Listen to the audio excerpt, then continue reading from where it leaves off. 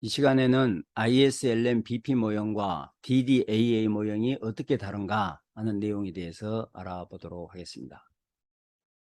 우리 교과서에서 다루고 있는 DDAA 모형과 그 다음에 다른 교과서에서 다루고 있는 ISLM BP 모형, 그리고 우리 교과서의 부록 18장 부록에서 다루고 있는 ISLM 모형, 모두 개방경제에서의 거시경제 일반균형 모형을 다루고 있습니다. 보시다시피 생산물시장, 화폐시장, 생산물시장, 화폐시장, 생산물시장, 화폐시장, 그리고 개방경제이기 때문에 외환시장을 고려하고 있고요.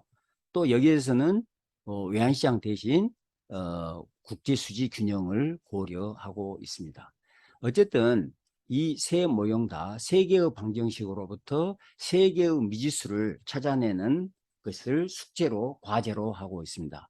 그 세 개의 미지수는 하나가 국민소득, 그리고 이자율, 그리고 환율, 이 세 개입니다.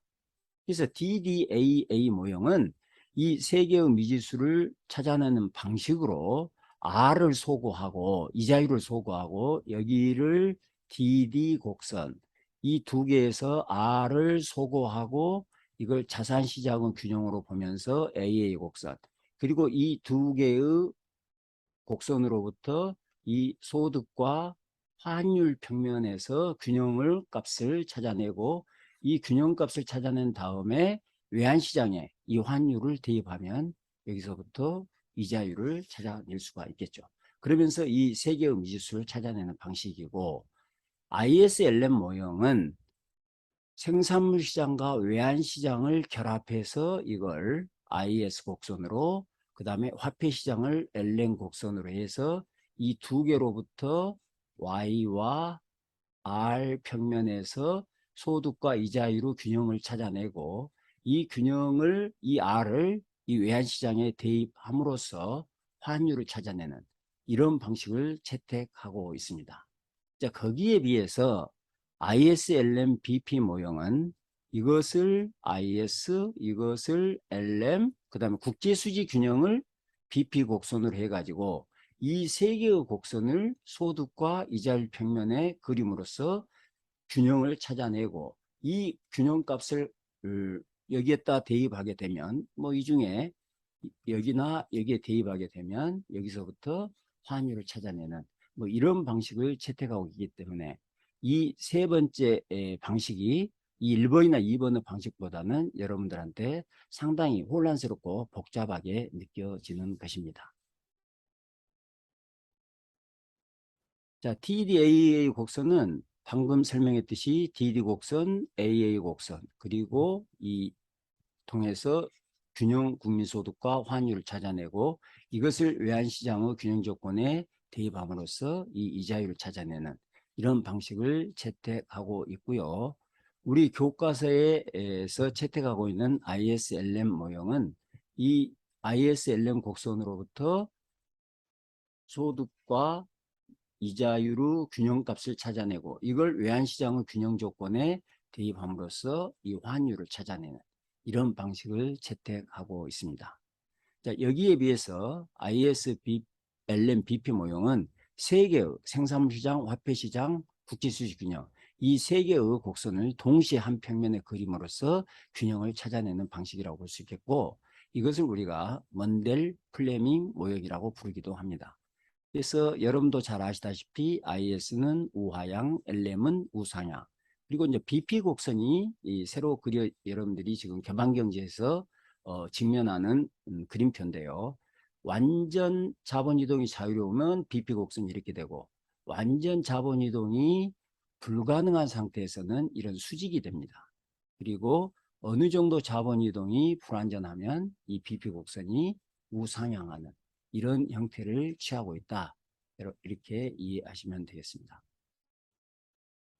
그 다음에 이제 이 모형을 분석을 할 때 여러분들이 이해하셔야 될 것은, 국제 수지가 흑자나 적자가 되면 다시 이것이 균형으로 돌아오는데, 변동 환율 제도에서는 환율 변화에 의해서 국제 수지가 다시 조정이 되고, 고정 환율 제도에서는 환율이 변동할 수 없기 때문에 국제 수지 불균형이 통화 공급량 변화에 의해서 조정이 되고 있다. 예, 이런 어떤 프로세스 과정을 메커니즘을 여러분들이 이해하실 필요가 있겠습니다. 다음은 이제 그림을 통해서 이 내용을 알아보도록 하겠습니다. 자, 이 경우는 완전한 자본 이동 그리고 고정환율 제도에서 정책 효과에 대한 내용이 되겠습니다. 이제 완전 자본 이동이니까 BP 곡선이 수평이 되고, 그 다음에 고정환율 제도이니까 국제수지 불균형이 무엇에 의해서 조정이 된 거는 통화공급량에서 조정이 되는 거죠.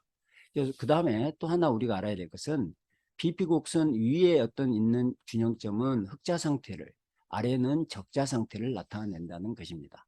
왜 위가 흑자인 거는, 위는 여기가 지금 국제 금리라고 생각을 하면, 위는 우리나라 금리가 국제 금리보다 높기 때문에 자본이 유입될 것이고, 자본이 유입되면 BOP, 국제수지가 흑자 상태로 된다는 것입니다.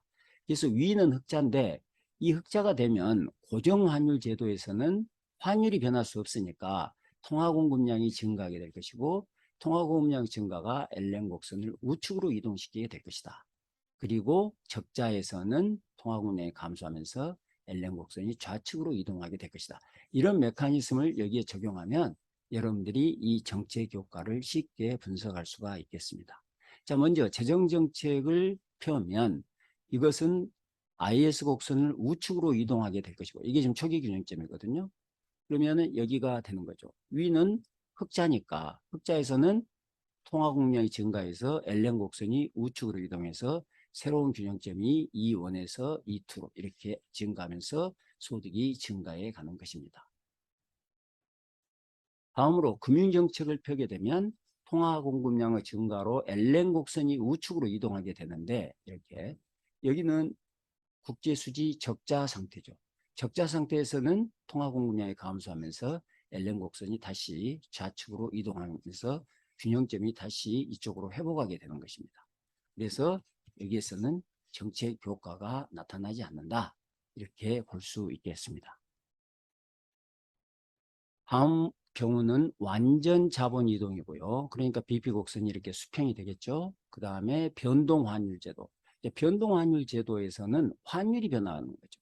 그래서 BP가 흑자가 되면, 국제수지가 흑자가 되면 환율이 하락하게 될 것이고, 환율이 하락하면 경상수지 경쟁력이 하락함으로써 경상수지 적자가 되니까 IS 곡선이 좌측으로 이동.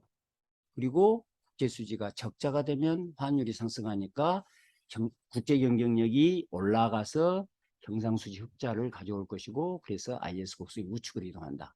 이런 메커니즘을 여기에 적용하면 여러분들이 정책 효과를 쉽게 찾아낼 수가 있으리라는 생각이 듭니다. 자, 먼저 재정 정책을 폈다. 그러면 IS 곡선이 우측으로 이동을 하겠죠. IS 곡선이 우측으로 이동했는데 여기는 흑자죠. 흑자 상태에서는 쭉 경로를 통해서 IS 곡선이 다시 좌측으로 이동을 하게 됨으로써 균형점이 다시 이 제로로 돌아오게 된다는 것입니다. 그래서 소득 증가 효과가 없다, 이렇게 볼 수 있겠고, 금융정책을 펴게 되면 통화 공급량이 증가하게 되니까 이 아래죠. 아래는 어떻습니까? 적자죠. 적자에서는 이가 상승, 흑자, IS 우측 이동. 그래서 IS 곡선이 이 상태에서 다시 이렇게 우측으로 이동하는 거죠. 그러면서 균형점이 이 제로에서 이 투로. 그래서 소득이 이렇게 증가해 간다, 이렇게 설명을 할 수 있게 했습니다. 다음은 불완전한 자본 이동입니다. 불완전한 자본 이동이니까 BP 곡선이 우상향하게 되는데, 이렇게 두 가지를 그려놨습니다. 이 두 가지를 그려놨는데 보시면 이것은 수평축에 가까우니까 좀 더 자유로운 경우고, 이것은 덜 자유로운 경우, 불완전한 경우라고 이렇게 우리가 이름을 붙이면, 고정환율 제도에서는 앞서서 설명했듯이 흑자나 적자가 되면 통화공급량의 변화를 통해서 LN 곡선이 변하게 되는 거죠. 그래서 이걸 여기 적용해서 설명을 해보면 굉장히 복잡한 것 같지만 여러분들이 쉽게 해를 찾아낼 수가 있겠습니다. 자, 이게 초기 균형점인데요. 재정정책을 펴면 IS 곡선이 우측으로 이동하게 되는 거죠. 그래서 균형점이 이쪽으로 이동해 가게 됩니다. 자, 먼저 이쪽 측면에서 보면 흑자가 되는 거죠. 위에 있으니까. 자, BP 곡선이 흑자가 되면 어떻습니까? LM 곡선이 우측으로 이동한다는 거예요. LM이 우측으로 이동해서 최종 균형점이 여기에 도달하게 되고, 자, 여기서 이쪽으로 보면 아래니까 적자죠? 적자가 되면 어떻습니까? LM 곡선이 좌측으로 이동하니까 좌측으로 이동해서 균형점이 여기가 되는 것입니다. 그러니까 재정정책 효과를 보면 자유로운 상태하고 덜 자유로운 상태를 비교해 보면 소득 증가 효과가 자유로운 상태에서 더 크다. 재정정책의 소득 증가 효과가 자유로운 상태에서 더 크다. 이런 결론을 우리가 얻어낼 수가 있겠습니다. 다음으로 이제 금융정책을 한번 보면 여기가 초기 균형점인데요.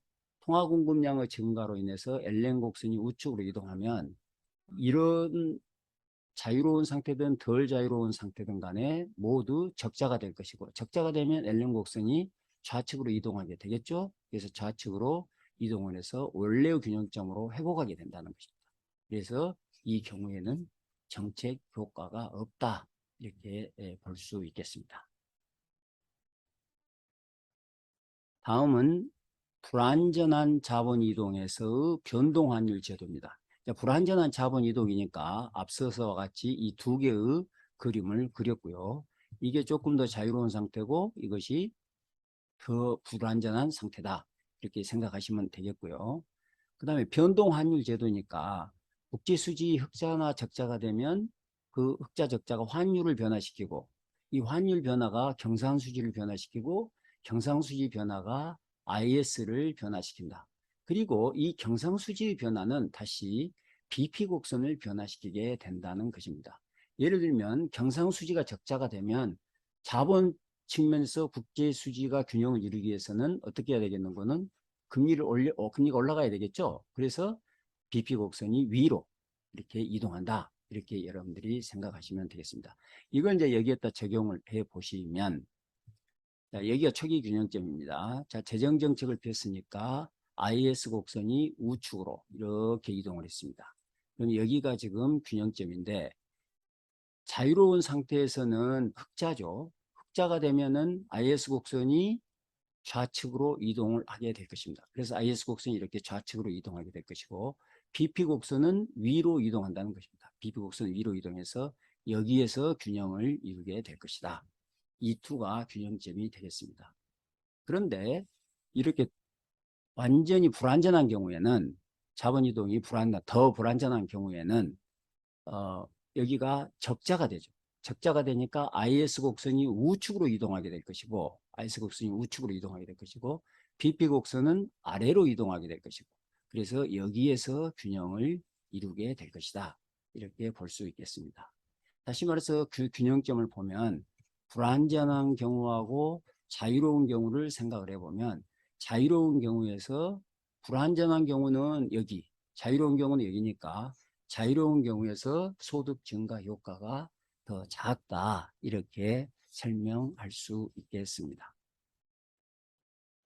다음에는 이제 금융정책의 효과인데요. 이게 지금 그 사이트에서 그려준 그림인데, 저는 볼 때는 이 그림이 잘못됐다는 생각이 듭니다. 왜냐하면 통화공급량이 증가했을 때 국제수지 불균형이 발생하더라도 이 LN 곡선이 이동할 필요가 없는데, 이 LN 곡선이 이동하는 상태로 그림을 그려놨기 때문에 이것은 저는 맞지 않다고 생각을 하고요.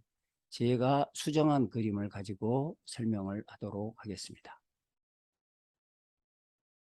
자, 이 그림을 보시면 여기가 지금 초기 균형점이고, 금융정책을 폈으니까 통화공급량이 LM에서 이 LM 프라임으로 이동해서 균형점이 여기가 되겠습니다. 균형점이 여기에서 IS, 여기가 되겠죠. 여기, 죄송합니다. IS는 여기가 그대로 있으니까요. LM 이동하면 여기가 균형점이 되는 거죠. 그래서 여기를 보시면 자유로운 경우죠. 이게 불완전한 경우, 상대적으로 자유로운 경우죠. 자유로운 경우에는 국제수지 적자니까 IS 곡선이 우측 이동하고 BP 곡선이 아래로 이동하게 됩니다. IS 곡선이 우측으로 이동하고 BP 곡선이 아래로 이동해서 여기에서 균형을 이루게 되는 거죠. 이 투에서.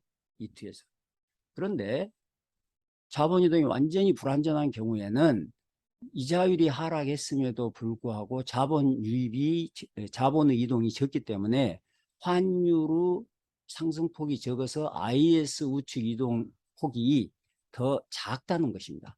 불완전한 경우에는 IS 이동이 작다. 이동폭이 더 작다는 거죠. 왜냐하면 환율의 변화폭이 적을 테니까. 이것이 작아서 IS 이동폭도 작을 것이다. 그래서 여기 상태에서 IS가 여기까지만 이동한다고 생각을 해야 될 것 같습니다. 자유로운 상태에서는 여기, 불완전한 상태에서는 좌우 이동폭이 더 적게 이동을 해서 균형점이 여기에서 형성이 되고, 그 다음에 BP 곡선은 아래로 이동하는데 어디까지 이동하는, 이 균형점까지 와야 되니까 여기까지 이동하게 될 것이다. 그래서 이게 지금 불완전한 경우고 이것이 자유로운 경우니까 금융정책의 효과가 어디에서 더 큽니까? 자유로운 상태에서 금융정책의 소득 증가 효과가 더 커진다. 이렇게 설명을 하면 되겠습니다. 자, 자본이동의 불완전이 더 불완전하냐 덜 불완전하냐에 따라서 소득 증가 효과가 어디에서 더 큰가 하는 내용은 우리가 우리 교과서의 DDAA 모형에서도 설명을 하고 있습니다. 그래서 여러분들이 우리 교과서 DDAA 모형에서의 그 소득 증가 효과하고 지금 ISLM BP 모형에서 이야기하는 소득 증가 효과하고가 차이가 있는지 없는지 여러분들이 하나하나씩 확인해 보시기 바랍니다. 결론은 원고는 이 두 모형에서의 정책 효과가 약간은 다를 수 있으나 그 방향은 같아야 된다는 것이 답이라고 할 수 있겠습니다. 다시 말해서 거시경제 일반균형 모형에서 이 모형으로 분석을 하나 ISLM BP 모형으로 분석하나 정책 효과는 같아야 된다 하는 것이 결론이라고 보시면 되겠습니다. 이상 강의를 마치겠습니다.